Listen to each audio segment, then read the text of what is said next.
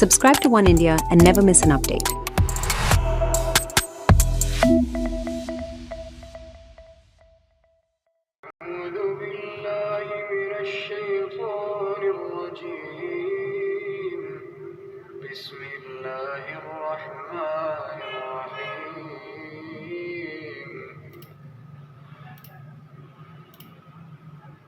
أيود أحدكم أن تكون له جنة من نخيل وأعناب تجري من تحتها الأنهار له فيها من كل الثمرات وأصابه الكبر وله ذرية ضعفاء فأصابها إعصار فيه نار فاحترقت كذلك يبين الله لكم الآيات لعلكم تتفكرون.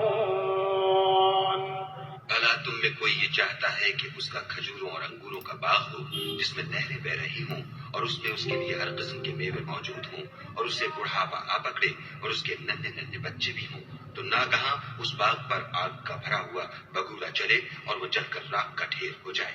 اس طرح خدا تم سے اپنی آیتیں کھول کھول کر بیان فرماتا ہے تاکہ تم سوچو اور سمجھو. Would one of you like to have a garden of palm trees and grapevines, underneath which rivers flow, in which he has from every fruit? But he is afflicted with old age and has weak offspring, and it is hit by a whirlwind containing fire and is burned.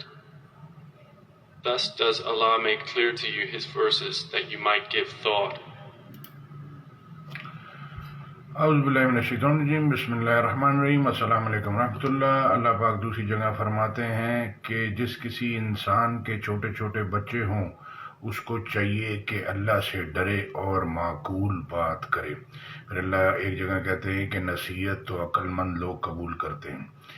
تو اب یہ اللہ کہہ رہے ہیں کہ تم بہت کم نصیحت لیتے ہو اور بہت کم دھیان سے اللہ کی بات سنتے ہو. اللہ کہہ رہے ہیں کوئی نئی نصیحت ان کے پروردگار کی طرف سے نہیں آتی لیکن اس کو کھیلتے ہوئے سنتے ہیں، یعنی کہ دھیان سے سنتے ہی نہیں ہیں. آپ کا فائدہ آپ کا نقصان. اللہ کہہ رہے ہیں کہ جو فائدہ تم کو پہنچا ہے وہ اللہ کی طرف سے، جو نقصان پہنچا ہے وہ تمہاری شامت اعمال ہیں. پھر اللہ کہہ رہے ہیں کہ ہر شخص اپنے اعمالوں کے عوض اللہ کے پاس گروی ہے، چاہے تو نیک عمل کر کے اپنی جان کو چھڑا لے، چاہے تو اس کو ہلاک کر دے. تو اب یہ کتنے لوگ ارب خرب انسان، 8 ارب انسان ہیں، جس میں سے 8 ارب انسان پورے ہی لے لیں کہ ان کو پتہ نہیں ہے کہ میری زندگی کا مقصد کیا ہے، میں آیا کس لیے ہوں، میں نے کرنا کیا ہے اور پھر میں نے کس طرف جانا ہے. وہ یہی اسی راؤنڈ میں پھنسے ہوئے ہیں کہ روٹی کپڑا مکان دوائی اور یہ دنیا اور پیسہ، بس یہی ہے. آگے دوسرا جہاں ہے جس میں جنت اور دوزخ ہے. دنیا آخرت کی کھیتی ہے. یہاں جو اچھے عمل کرے گا اللہ کے کتاب کے حساب سے، علم ایمان اخلاص کے ساتھ، تو اس کو اللہ پھر قیامت والے دن اجر دینے والے ہیں، پھر اس کو جنت دیں گے. دنیا میں نیک عمل کا اجر نہیں ملتا، آخرت میں ملتا ہے اور اللہ خود دیتے ہیں. تو لوگ احسان کر کے بولتے ہیں ہم نے تو بہت اچھا کیا، انہوں نے برا کیا، جی ہم نے شادی کی تھی یہ ہو گیا، ہم نے فلانا، ہم نے تو سوچ. میرے بھائی گھر سے ہوم ورک کر کے نکلنا تھا، میرے خیال سے میرے حساب سے نہیں چلنا تھا. اللہ کی بات سننی تھی، سمجھنی تھی اور اس کے بعد پھر عمل کرنا تھا. 50 سال گزار کے، 60 سال گزار کے، پوری دنیا گھوم کے، بیت اللہ کے 10 چکر لگا کے نہیں سیکھنا تھا. قرآن سے گھر میں ہوم ورک کر کے نکلنا تھا، اللہ کی بات سن کے سمجھ کے نکلنا تھا. جی ایکسیڈنٹ ہو گیا، جی یہ ہو گیا، جی کینسر ہو گیا، جی بائی پاس ہو گیا، فلانا ہو گیا، یہ تو قسمت میں جو ہے وہ ہونا ہے. لیکن اللہ کہہ رہے ہیں کہ جو جب قرآن پڑھا جائے تو خاموش رہو اور توجہ سے سنو تاکہ تم پہ رحم کیا جائے. دنیا آخرت سب اللہ کے ہاتھ میں، ایمان، ہدایت، علم سب اللہ کے ہاتھ میں. آپ جتنا بھی سمجھائیں، اگر اللہ آپ کو ہدایت دینا نہیں چاہتا تو کوئی بھی آپ کو نہیں سمجھا سکتا. اور اللہ اگر آپ جو ہے وہ کیسے بھی اسباب کی دنیا ہے لیکن اسباب کبھی بھی فیل ہو سکتے ہیں. موسیٰ علیہ السلام کے ہاتھ میں تھا عصا، بولا پھینکو، اسدہ بنا دیا، پھر بولا پکڑو. ابراہیم علیہ السلام کو آگ میں کچھ نہیں ہوا، اللہ نے کہا ابراہیم کے لیے آگ ٹھنڈی ہو جائے. تو اسباب ہیں ٹھیک ہے لیکن اصل اللہ ہے. ساری طاقتیں اللہ کی ہیں، ہماری کوئی طاقت نہیں ہے. یہ سب دل، گردے، پھیپھڑے، جسم جو کام کر رہا ہے اللہ کے حکم سے کر رہا ہے. جس دن وہ منع کر دے گا یہ کام کرنا چھوڑ دے گا. جزاک اللہ خیر. السلام علیکم ورحمۃ اللہ. اللہ پہ ایمان لائیں، شرک کی معافی نہیں ہے، باقی سارے گناہ معاف ہیں. آیت میں ساتھ میں کاپی پیسٹ کر دوں گا. جزاک اللہ. أعوذ بالله من الشيطان الرجيم بسم الله الرحمن الرحيم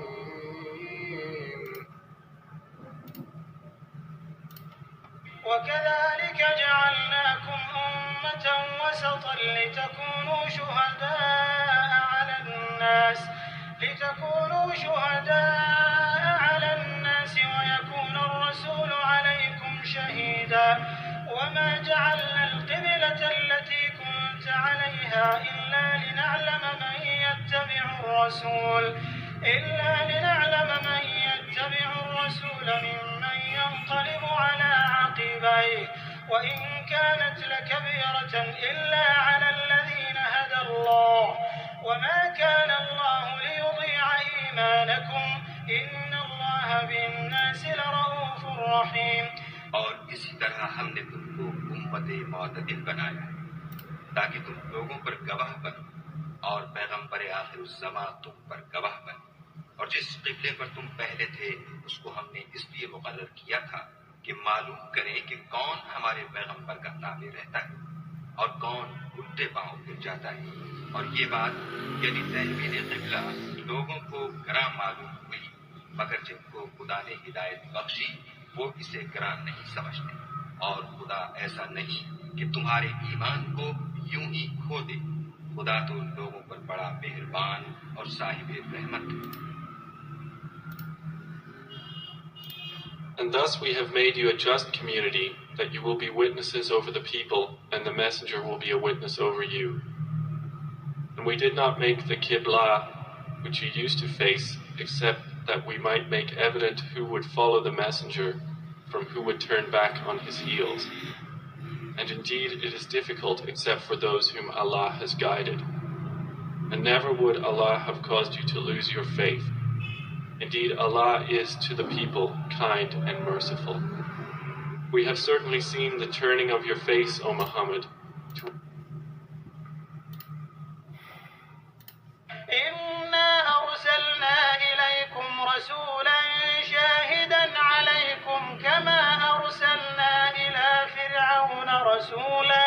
اے اہل مکہ، جس طرح ہم نے فرعون کے پاس موسیٰ کو پیغمبر بنا کر بھیجا تھا، اسی طرح تمہارے پاس بھی محمد صلی اللہ علیہ وآلہ وسلم رسول بھیجے جو تمہارے مقابلے میں گواہ ہوں گے. فعصى فرعون الرسول فأخذناه أخذا وبيلا. سو فرعون نے ہمارے پیغمبر کا کہا نہ مانا تو ہم نے اس کو بڑے وبال میں پکڑ لیا. فكيف تتقون إن كفرتم يوما يجعل الولدان شيبا. اگر تم بھی ان پیغمبر کو نہ مانو گے تو اس دن سے کیوں کر بچو گے جو بچوں کو بوڑھا کر دے گا. السماء. Indeed, we have sent to you a messenger as a witness upon you, just as we sent to Pharaoh a messenger. But Pharaoh disobeyed the messenger, so we seized him with a ruinous seizure. Then how can you fear, if you disbelieve, a day that will make the children white-haired?